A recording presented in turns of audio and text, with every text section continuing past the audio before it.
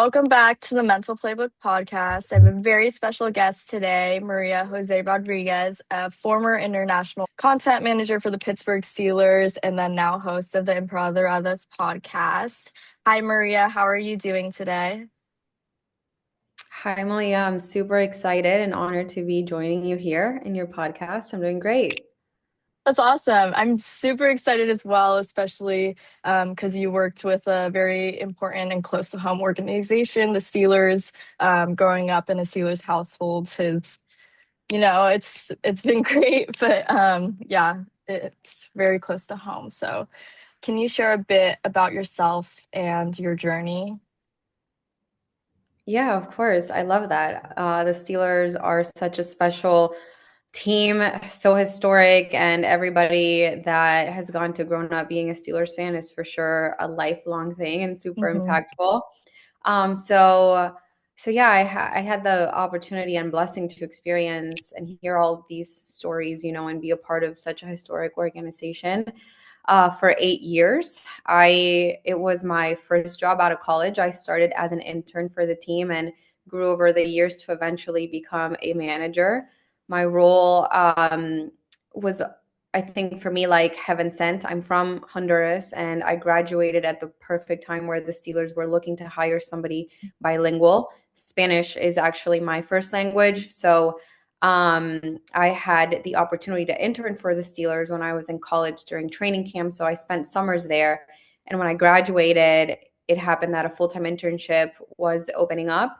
And I interviewed for the role, started as an intern, as the Spanish content intern. And it was crazy how much my role grew.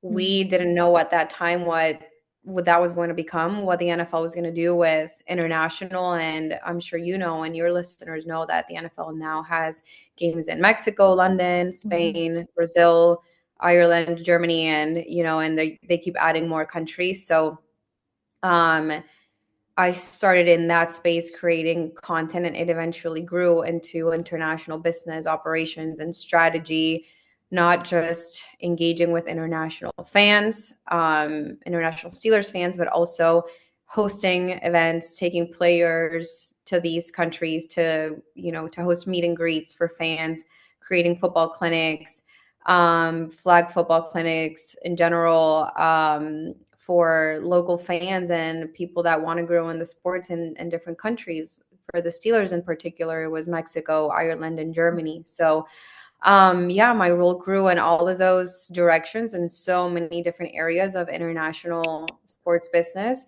And it was an incredible experience, incredibly challenging as well. I faced a lot of adversity. I experienced a lot of personal, professional growth. I think the sports industry is not as glamorized. It's not as glamorous as it seems. A lot of people tend to glamorize it. It's what you see on social media, game day, the big lights, and all of those things. But behind the scenes, it's very gritty. And I experienced overall just an immense amount of growth in so many areas of my life during those 8 years. Yeah, and I'm glad you share that because as fans, we really only see the front side of things and all the good and positive that's shared on social media. I had some family go to the Steelers game in Ireland, so it's cool to see how the NFL is expanding. But being born and raised in Honduras, what first sparked your love for football, especially being in a place where it's not really the dominant sport? Yeah, it really isn't. I grew up being a sports loving person in general. My family loves sports, so we always watched the Super Bowl. We watched Wimbledon and all the big tennis tournaments. Soccer, of course, that's the biggest sport in Honduras, and we tended to just simply watch the big worldwide events, right? So I was already in love with the environment of what watching sports create with your friends and your families, and you are preparing a good meal to enjoy a good match, whatever sport it is. So I already had that in me, but what really sparked it, I think I had two significant experiences in college. One was I volunteered for the Formula One in Austin, Texas. I went to school at TCU. I lived in Fort Worth. We went to Austin. I was actually in Austin for the Formula One weekend, and they were hiring local students to work. And we decided to do it just for fun with my friends. And little did I know that that was going to light up something in me, that was gonna tell me, hey, this is what you need to pursue. Because at that time, I had no idea what I wanted to do. I was changing my mind in college, and I remember seeing this woman who I eventually found out she was running the Paddock Club, which is the VIP club of Formula One. And I Mhm. saw her, and I just thought she was the coolest woman. And I was like, I need to know who she is, what she studied, what she does, and I'm going to follow her path because I just felt so inspired by her. And I think that was the first significant experience for me. I still had, things in my mind to figure out. At that time, I didn't really know what the sports industry really looked like. I thought, I'm not an athlete. I've never, played a sport even at a collegiate level. I don't know how would I even go about it, right? And at TCU at that time, the football team was top 4 in the nation. And so it was a really exciting time. And I started to go to all the football games. It was free for students. And it was a fun thing to do, of course, supporting the school. The school has a lot of, there's a lot of school spirit at TCU. So I was just, being a student and enjoying where I was at. And I remember sitting in the student section at the stadium watching the football team. And I just, again, had this little moment where I was like, I don't want to leave this place. I could be in this stadium all day and have the absolute time of my life. I actually want to contribute to the success of the team. I want to know what that looks like, what that feels like. And so I went home thinking, like, I need to look and see what I can do to be a part of it. And I went on to the TCU Athletics website, and I saw they were hiring content interns. And again, I didn't really know what that meant, what it looked like. And within, I think, 48 hours, I had a job to work for TCU Athletics. And it was an unpaid internship. I got to cover the football team and other sports for the school, and I just completely fell in love with it. And one thing connected with other things, with what I was studying, what I was doing, and eventually I got to the conclusion, like, this is a space I want to be in because it's so magical. Yeah, no, I completely agree, especially like being at USC, Yeah. just watching the games, it's so surreal. So I can really tell also just being in a sports family and watching the Steelers, it's really what brings all of us together. Like my cousins and uncles, aunts, we all will just hang out at houses whenever the Steelers play, and it's really, I guess, a way to unite. And I think that's also what intrigued me, and I'm sure intrigued you. Is just it's an amazing community to be a part of, whether you're watching it or I guess working it as well. But when looking for that internship, why did the Steelers stand out to you over other organizations? I think I actually didn't even expect that I was going to get an opportunity post college, because when I interned for the team as a college student, I saw just how many people had been at the Steelers for a long time, and it didn't seem like a place that constantly hired people, or that people constantly left, where openings were going to be, where something was going to open up for me. And I think that was something that really resonated with me, that everybody just knew each other really well. People stay there for a long time, and that just, means a lot of just stability, and people develop really close and tight relationships. There's a lot of loyalty, and that just meant a lot to me, like the family environment and how close people become, no matter the level you're in, Mhm. the company, the department you're in. You really get to know people, and people care about who you are and why you're there, and you automatically become a part of the team. And that felt really, really special to me. Yeah, and so what can you compare, like, I guess, your experience working with TCU and then the Steelers and how that was, I guess, different?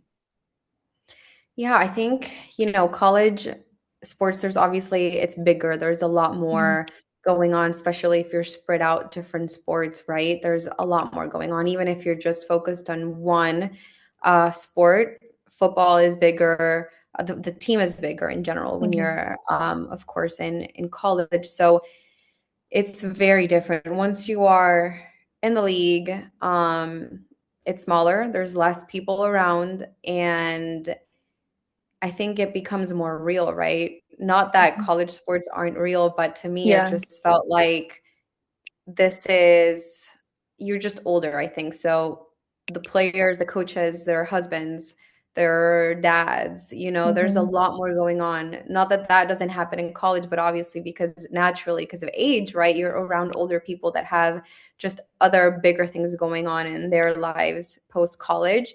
For the most part, it's you see it a lot more often than in college, or at least I did, because it's tighter.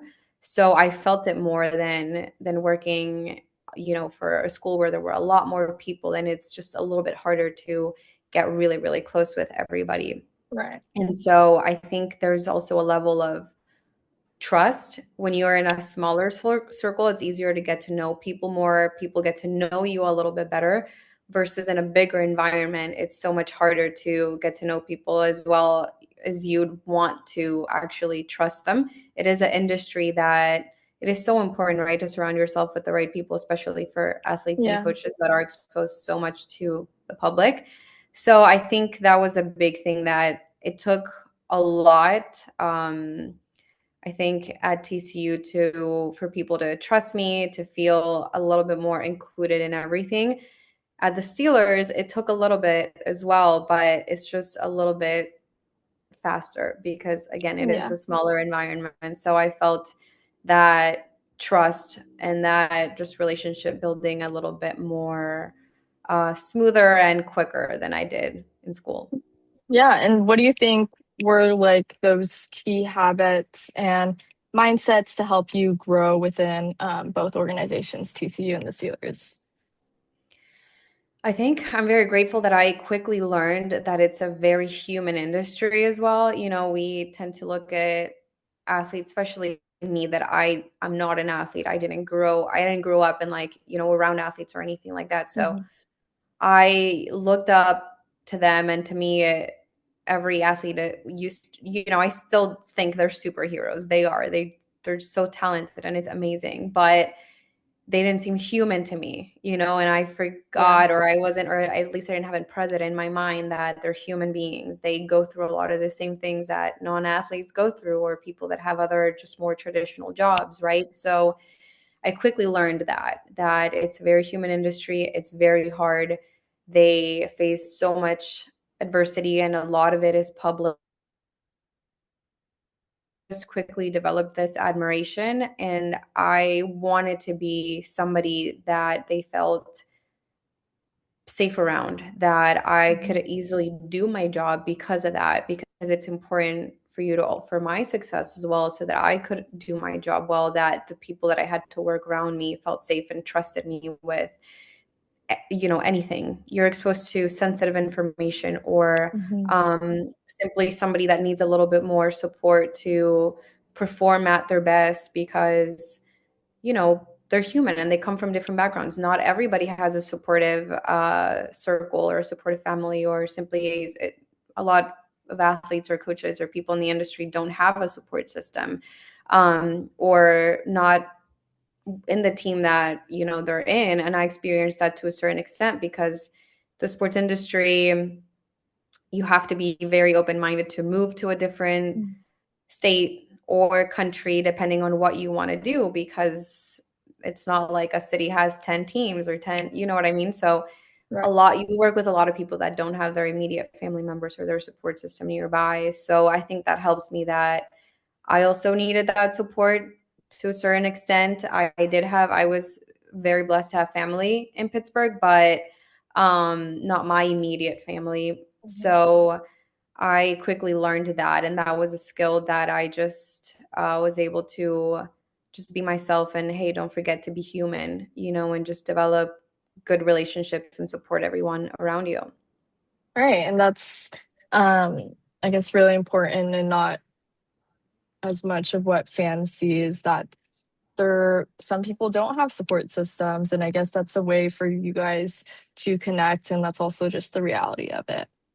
What did working on, I guess, global expansion teach you about how football connects people across different cultures?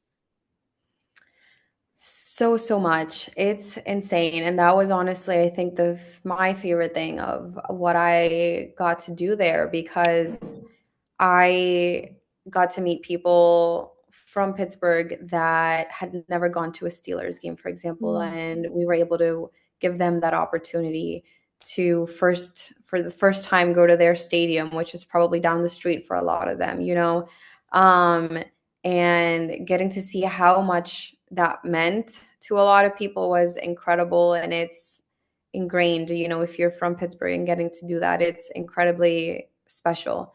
But then when you get to see that from somebody that was coming to Pittsburgh from Mexico or Argentina or Ireland, or from, so far away that it doesn't even make sense that they would love a team, right? That is so far away from them, and then they Mhm. do. And that's something that they automatically have in common. And sometimes they don't even speak the language, or it wasn't something that they grew up with, but they shared the same experience or the same passion, or going to a game meant just as much.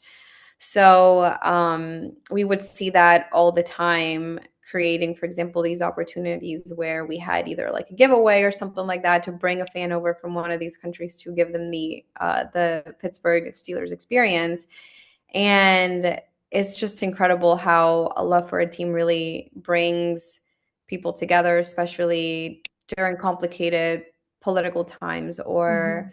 where differences are so obvious nowadays, where there could easily be separation or discrimination, and the love of a team automatically just, helps you bond, and you're part of the same community. So it is incredibly special. And traveling, for example, to Mexico as well, bringing players and these experiences for people that can't travel to Pittsburgh Mhm. or to the US, or really, anywhere, that would give them even an inch of what that experience would be. For us to do that and bring it to their home country, we would experience it every single time, that it just meant so much. And we'd hear it, like, so many people would come up to us and tell us, like, never in a million years I would have thought that I would be meeting a Pittsburgh Steeler, or that I would be even talking to somebody that works for the Steelers, Yeah.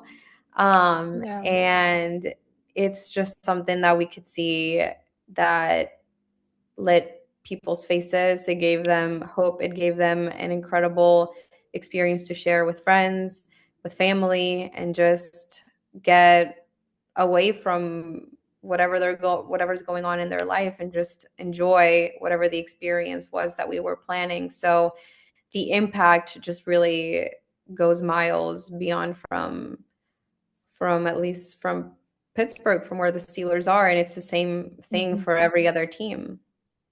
Yeah, I can imagine how beautiful and meaningful that is, even just to watch that happen and be a part of that experience.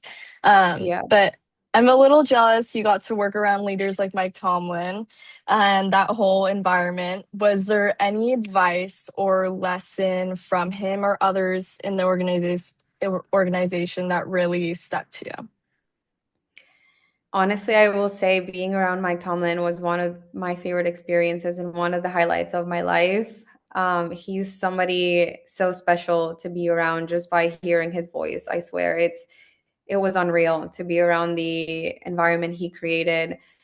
The first thing I will say that stuck with me since day one that I met him was he never forgot anyone's name. It doesn't matter if Mm. you were an intern or another coach or an executive, a player, someone from the kitchen staff. He knew everybody's name and he never forgot it. Like, you'd never have to tell your name, introduce yourself to him twice.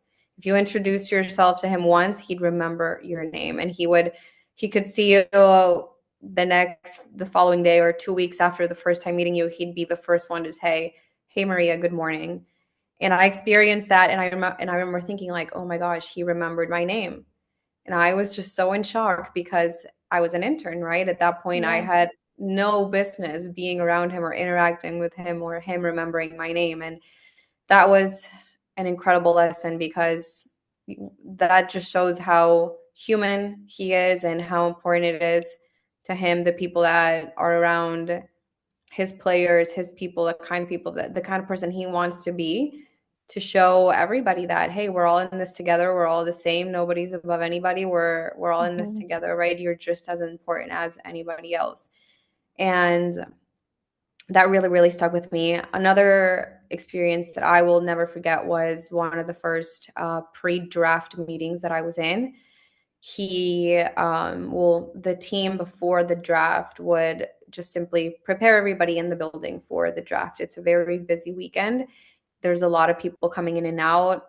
The new players that get drafted come in to do so much in a very little amount of time. They have to meet a lot of people and media and so many things, right, that go on during an NFL draft weekend.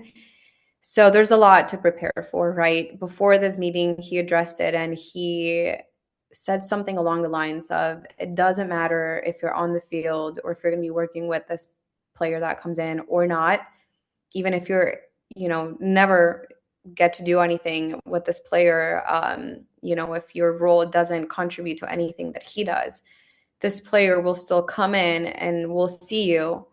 That interaction automatically, even if it's just good morning, good afternoon, good luck, welcome to the building, whatever it is, automatically sets the tone for the success of this player. So he Wow. reminded us that our roles, no matter if it was on the field or not, we still had an impact on the development and success of the new players that were coming in by simply being welcoming and creating an environment that felt safe for them. And I took that so seriously because it's so true. And I remember going and being intimidated. My first couple of years, I Mhm. was so intimidated by everybody. I barely used to interact. I barely used to talk to anybody. And then after hearing that, I was like, they're human. I'm human as well. They're nervous. They're coming into so many things. They are being exposed to so much in a crazy little amount of time. The least I can do is just be somebody that is welcoming and calm. And hey, do you need something? Do you need a glass of water? Whatever that is. And that was just a huge thing for me that for sure helped me build better relationships. But that reminded me that, if you're a part of a big organization like that, like you don't have to be doing something huge Mhm. to have an impact. Yeah, I love that. A little bit goes a long way. And I think that's something we can kind of take, anyone can take, even if you're not working in sports or an athlete. I think that's really important. I think the theme that you brought up is like the power dynamics and how um, it it doesn't really matter. You still can be a kind person, even if you're higher up. And I think that's really what builds, I guess, connected community. But going more into representation, how does your background shape the way you approach campaigns and just international fan engagement? I think that my role to me was so fitting, and that's why I said that it felt heaven sent for me because when it came to figuring out how to, engage fans for a certain event or like you said for a certain campaign, I thought of myself. I'm from Honduras. I didn't grow Mm. up watching this sport. What got me into it? What did I feel? What was so meaningful to me? Why did I get attached? So I could go back and think of myself sort of like I'm the target audience, right? Yeah. How would I, or like what would make me want to go to this event or be a part of this or still stay connected to this team even when we're losing, or what's going to just in general help me feel connected to this organization as a fan, right? So I was able to put my background into that thought process and what I felt, and what got me connected to American football. That was incredibly, incredibly helpful. But also, I think I learned that if I was there being from Honduras, it just felt like there's so many people, even from Pittsburgh, that grew up down the street Mm. that would want to trade places with me in a heartbeat to work for their hometown team. And so I took that so seriously because I just felt so blessed to have had that opportunity. And so I thought, if I am here from this country, from so far away, I'm here for a reason. And I can incorporate what I know, how I grew up, my values into this as well. And it's going to resonate with people from other countries, especially Mexico, which is very similar to Honduras. And we have a lot of cultural values that are the same, but also across the US where there's a lot of diversity, like in California, where you're from. There's so many people from Latin America as well, Mhm. and other parts of the world. But I think that was something that really helped me approach campaigns and different projects. Yeah, and representation for me is really important as someone who wants to work in sports. So looking up to people like you is it's just amazing. It's not something I grew up with, but why do you think representation, especially Latina representation in sports, media, and just business in general, matters so much right now? I think it is very powerful. Like I was saying, it goes beyond it goes beyond keeping somebody that's a fan engaged and connected to the team. It's sparking somebody's dream to work in the Mhm. industry, or somebody that already has that dream, like you, to see themselves in it and to see, like, hey, if she's there, I can also do it. You have an example, and it doesn't seem like an unreachable thing, like at least it was for me at first. I didn't think I was going to get an opportunity or a chance to be a part of it because I didn't really see it. And so I think first it creates that hope, that drive in someone's life that they can be a part of a team, and it's beyond just somebody being a fan and engaging with the team in that sense. And I think too, it is needed because our backgrounds, our skills, our different traits that we all bring to the table. Like, you need to have a diverse environment to reach your Mhm. goals nowadays, and it is so much bigger now, so much bigger now, where our voices matter into just creating projects and reaching company goals, and also with the way the actual game is developing. There's players from different parts of the world that are coming in as well with different backgrounds, and it automatically creates a safer environment. I experienced it as well. I had nothing to do with football, and a player from Mexico came to the Steelers to try out for 2 weeks, and I was assigned to help him on his first day because they knew I was going to automatically be somebody that was going to help him navigate everything that he was going to do, simply by speaking his language and being able to communicate in a way where he felt more comfortable. So it's little things like that go so far, for the success of a team. And we are needed. Like, I cannot stress it enough, not just Latinas, but women in general. We are needed in sports. Our skills, naturally, who we are, how we think, the skill sets that we have, it's something that really is missing in the industry as well, to create it a better environment for players, for coaches, for fans, for anyone that works in the industry.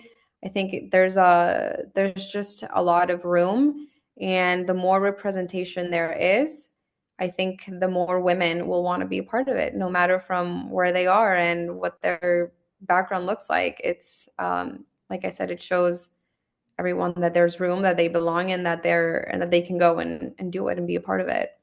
Yeah, I'm so glad you brought that up because cultural representation is important, and so is female representation.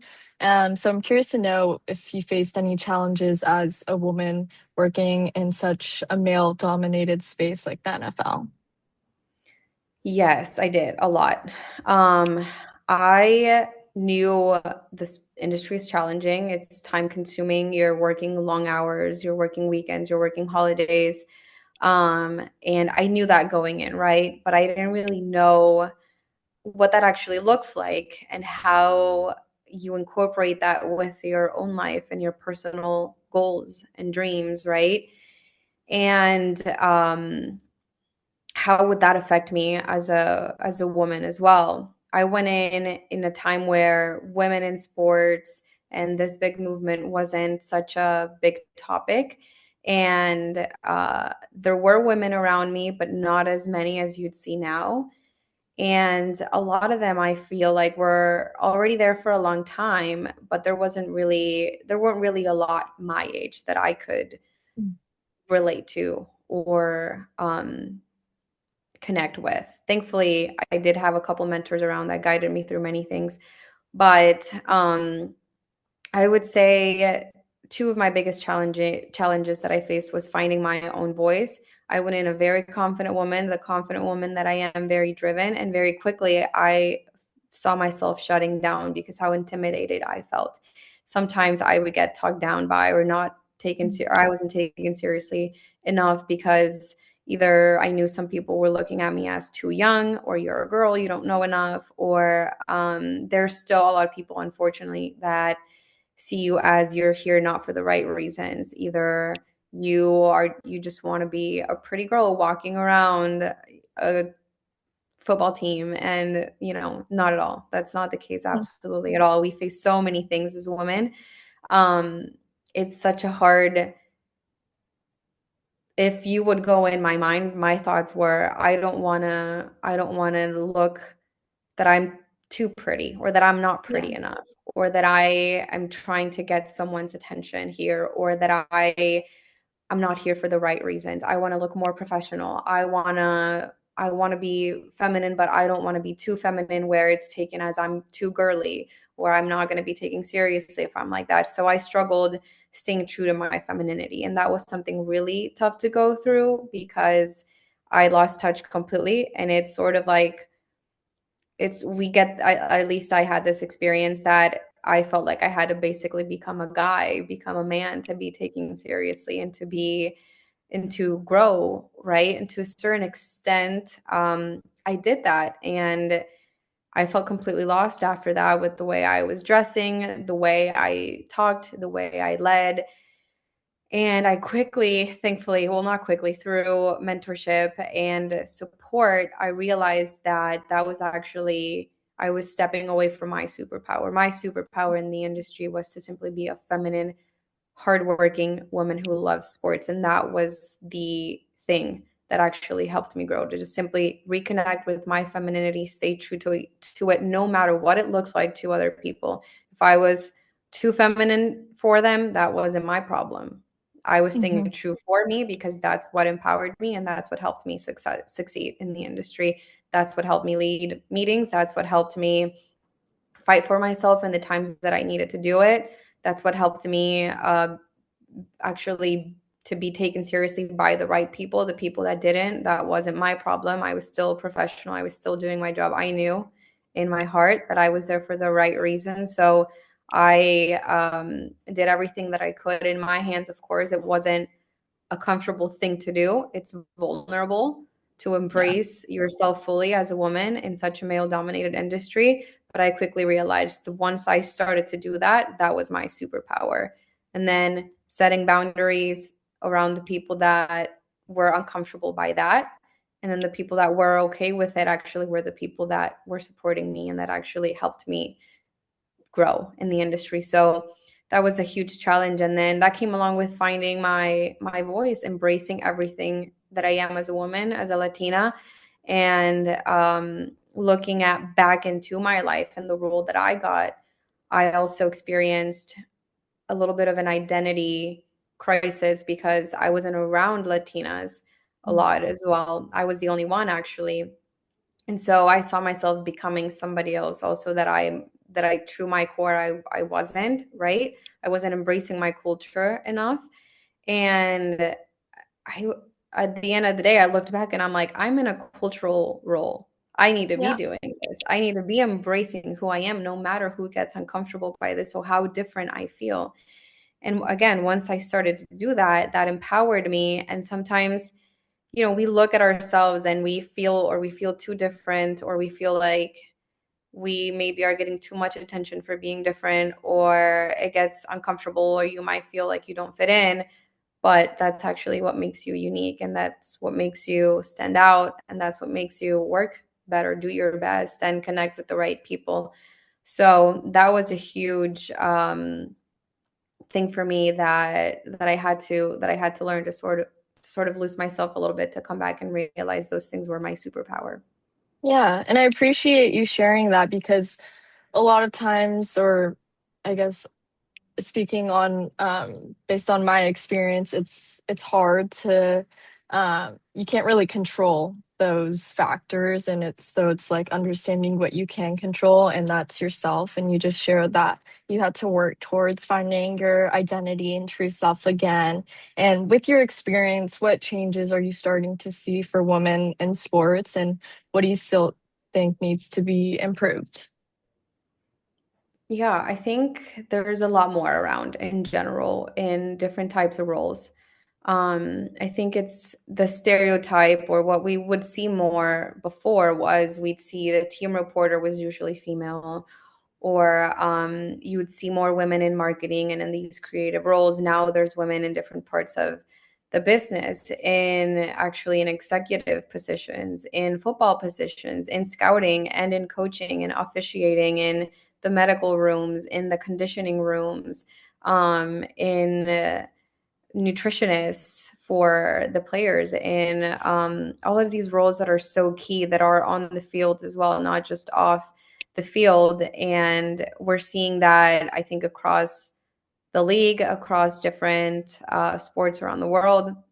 I think there still needs to be more women in more leadership roles, in the C-level roles, vice presidents, presidents, CEOs. There's few, there's two, there's a couple already, but there's still very few of those. And I Yeah. think that's going to take a while. We need to keep working towards those roles. More opportunities need to open up at that level, but I think that's where we're going. Obviously, we all need to start somewhere. So the more we see women, even if it's just entry level, hang in there. You're going to grow. You're going to get there. You're going to be that person who's going to eventually be leading a huge organization or a larger part of it. And that's what still, in my opinion, needs to get better at, giving more women the opportunity in these big executive leadership roles. Yeah, and I agree. And it's kind of unfortunate that it's the solution is just always time. Like it's always taking time, but I guess that's just what we have to kind of deal with. But after 8 dedicated years working with the Steelers, which is incredible, how did you know it was time to move on? That was a super hard decision. It was probably one of the hardest decisions I've made in my life. I think um, eventually I grew so much in 8 years, and I I'm a go-getter. I'm constantly looking for challenges. I learn really fast.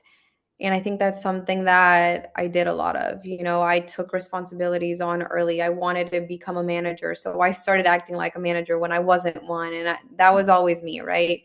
And I always saw potential. I was constantly working on the next thing and the next thing and the next thing. Once you see that there's nothing else that you're working on, or that next thing is not there, I think that's a huge sign for me. There might be that the next thing is somewhere else. I It's very easy to get attached to your role, being constantly in your comfort zone. The people that you work with is great, but once there isn't anything else that's challenging you, or that you don't see that next thing that you're excited to be working on that is helping you grow, I think it's very easy to feel stuck. I got to that point where sometimes that's normal, that's life, where there isn't something to be chasing, and it's just, what it is, and it's flat, and you need to be working on what you're doing, what you have in front of you. I did that for a while, but then eventually it gets to a point where, okay, I'm in my late 20s. What do I want to do? How do I see my 30s going? And also that came with a personal life transition as well, turning 30, and you start thinking about different things in your life, right? And I personally wanted to step into a bigger role with more responsibility, a bigger, not necessarily bigger, but in a more leadership role. And at that time, that wasn't an opportunity that was available for me. And I think as women as well, we it's very hard to speak up in those moments and demand more. It's very easy to just sit and have the conversations that, like, hey, you hear it all the time, be patient, it's gonna come, it's going to happen, and then either it doesn't or it takes longer than we think, and we eventually end up draining ourselves. I didn't want that. I experienced that, and then it got to a point where I was like, I don't want to keep draining myself working on the things that are no longer fulfilling me in my growth. So I decided to step away, to reset, and yeah, find that next thing that was going to help me grow. And that alone was a huge growing experience.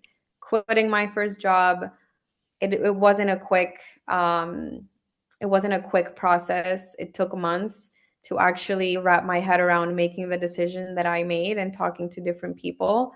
But also, I think when you're doing that for the first time, it is important to talk to different people, get people's perspective, but then apply it to how you feel and sit with yourself and see what resonates with you, what doesn't. And simply, I knew it in my heart, in my entire body and soul, that no matter how hard it was, how emotional it was going to be for me, that I was ready for another challenge, and that challenge was not going to be there. Yeah. And comfort is such an interesting topic because I just think even for me, transitioning out of high school into college and moving away from home change is really difficult. And then when you start to feel comfortable in something, it can be really hard to leave it, especially when you were there for such a long time. But now you're a host of a podcast. Can you tell me what inspired you to start the Empoderadas podcast? Yeah, so empoderadas means empowered in Spanish. Right now, the podcast is mostly in Spanish. We eventually wanted to be a bilingual podcast, but I wanted to. Me and my co-host actually met at the Steelers. We worked together, and for a long time, like I said, I was the only Latina on the team. I went through a lot of adversity, like I mentioned, especially as a woman with my femininity and everything that I talked about. I had a good amount of support, but I just felt that there could have been more, or that a lot of the things that I went through, I shouldn't have gone through it. If there was a better structure or a different kind of just more women around, right, I think would have prevented a lot of the things that I went through. So I wanted to create a space where I was going to be able to talk about all these things and simply support women coming into the industry, or women that want to go into the industry, so that they either felt supported, like, hey, you're not the only one going through this, there's somebody else that went through it, and simply navigate it together, or prepare other women going into the industry, because a lot of the things that I went through I never heard of before. Nobody Mhm. told me, like, hey, this is a challenge you might Yeah. face, or it's something you might go through. Just simply having that awareness, I feel like, would have been a game changer for me. So I wanted to create that space where more women felt supported. And then also, I felt so empowered as a Latina, just simply by enjoying American football and being a part of it, that I wanted to simply have a platform where we could educate women in Latin America, or Spanish speaking women in the US or anywhere, on American football. Yeah. A super fun sport. Is not super easy to learn. There's so many rules and things that are Mhm. constantly changing that you have to learn to be able to enjoy it. And the environment um, around so many men. Not all guys are like this. I've learned a lot from incredible guys as well, but it is more common that a lot of women will have a lot of questions about the sport and Mhm. want to learn, and there isn't a lot of tolerance or a lot of patience for men to teach women about the sport, or not, or simply a lot of women and girls don't feel comfortable asking men, or they Yeah. don't, or we don't want to seem like we don't know enough around guys. And I experienced that myself, right? So I wanted to also have that space where we can talk about football among women and learn more about football among women, and just simply empower each other through not just in sports, or as a fan or in the industry, but just in general through what we go through as women throughout our lives. Yeah, and there can also be judgment too, which is so interesting. Is like when, especially around football, when you're new to it, it's like, especially with women, I feel like Yeah. it's also represented in movies where, girls don't know about sports and the guys have to teach them. And so I really like what you're doing is having that support and sharing that knowledge with your listeners is really important and moving on through society and the development as well. But what's For been sure. one conversation or moment from the podcast that really stayed with you? Um, we've had many guests on the podcast that we look up to. We've had Mhm. women from the industry that have accomplished a lot. We've also had a couple guys. I I think that the other side of being a woman in sports is that there is a lot of this talk or this narrative that men don't support women in the industry. And there are a lot of guys that do. There are a lot of men that get excited about women joining and that they actually learn from all of us. It's in my mind, I used to think like, what is this guy going to want to learn from me? And Mhm. we had this guest, his name's Alvaro. He hosted primetime games for ESPN in Spanish for a long time. He's very popular in Latin America or in the Hispanic community. He works for the NBA now and he does a lot for the NFL. He's a really, really iconic announcer.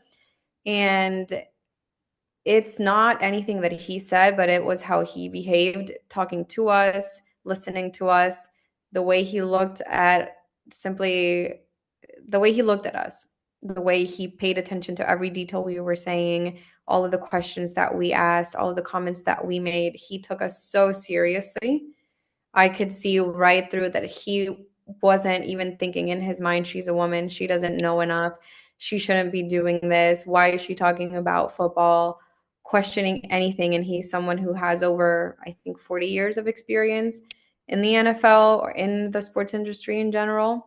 The amount of respect we got from him to me was unreal. The amount of just him willing to join us and help us with our podcast and share his knowledge to me was so meaningful. And yeah, that just simply showed me that there's so many men out there and that what we say that want to support us, that get excited about it, that take us seriously, but also that they admire us and that they also learn from us and that what we are saying is so valuable to them as well. Yeah, and I think that's a great thing. I love that I'm also talking to another podcast host, but just having these platforms out there and giving out voices from others and just learning from each other. And especially, like you said, listening. I feel like listening it's something that can be difficult because I think it comes with patience, but that's really what helps us connect and learn from each other.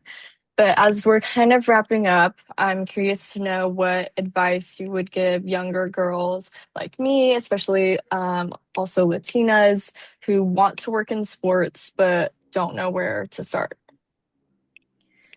Yeah, I think there are so many avenues, and many people think that you have to work for a team or for a league, or that it has to be a professional team. I would say you can either create your own space in the industry, the way it's all growing and the way it's shaped now with digital content, social media, all these things. There are so many opportunities, like yourself with what you're doing in your podcast. That's amazing. You already created your own space in the industry and it's so powerful. So that is available to so many people. And it doesn't mean that you'll be that your podcast is the only avenue for you to be a part of the industry. It could be the foot that helps you get in the door. Eventually, you could get an interview with a team or a league or whatever it is and just grow from there. So you don't have to wait for to walk into an organization to be a part of the space. You can create your own. So if you have a passion to create content, that's a great avenue. If you're an athlete already as well, you're already a part of it. But if you don't want to keep playing, post college or post high school, you can contribute with your experience in so many other avenues and areas, like I said, content, but also there's so many ways you can be a part of it, not just by playing the sport or content, but there's so many careers that are available, like psychology, nutrition, conditioning. There's so many ways that you can bring your passion, whatever it is, together and connect it to sports. It's such a wide ecosystem and different types of people that are needed that I didn't really realize it until I was in it. There's so many people from different backgrounds that end up contributing to the success of a team. So yeah, don't limit yourself to a specific career. As long as it connects somehow back into sports, I think that's important. You know, there's legal involved in sports as well. As if you're a lawyer, you could be a sports lawyer. That's not something that automatically comes to mind, right? Or athlete representation, you can work as well for a sports agency and represent these athletes. So yeah, there's so many avenues that you can go in the industry. But also, I do think it is important that you have to start early. And the earlier you start, the better it is, whether with your own project or by getting an unpaid internship or paid internship in school, with your local high school, with your college, with a whatever it is, like a community program. It doesn't have to be big for you to get your foot in the door in the industry. As long as you're in the industry, you grow. We all started from the bottom and you just go from there. But the earlier you start, the better it is, for sure. Yeah, and when creating our own opportunities, I'll be honest, it is scary to first start. Especially with my podcast, it was hard and to actually get going. It takes time. But what's your advice on how to combat that fear when you're first starting out? Everyone starts afraid. I started my podcast afraid, even after 8 years of experience. We all have our um, uh, self, or we are self-conscious, at least, where there's so many insecurities that can come up, or self-doubt, right? Am I qualified enough for this? Even I questioned my qualifications to host a podcast after 8 years, right? So it's just a matter of trusting yourself and your experience and what you know, and that it doesn't have to be perfect.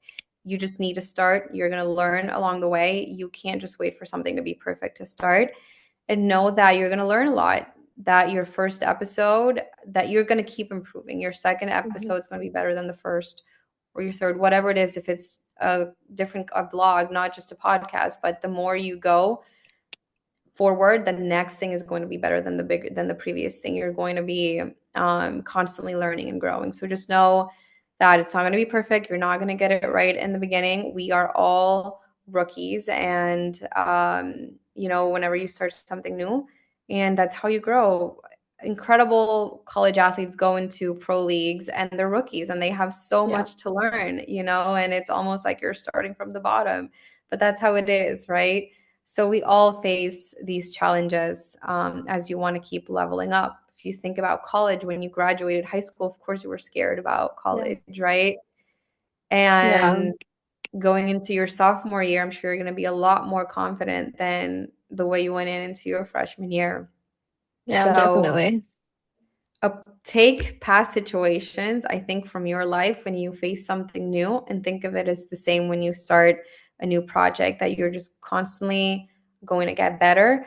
But I think for me, you just have to trust that calling that you got and what made you want to start that project, because Mm. there's purpose in it.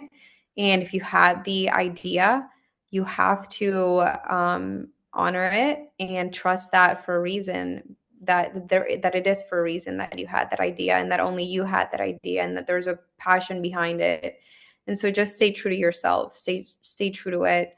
Don't compare to anything else. Don't compare Mhm. your process with anyone else's, because you could easily compare your podcast with somebody that has been working on it for 10 years, and it's not going to be Yeah, the same.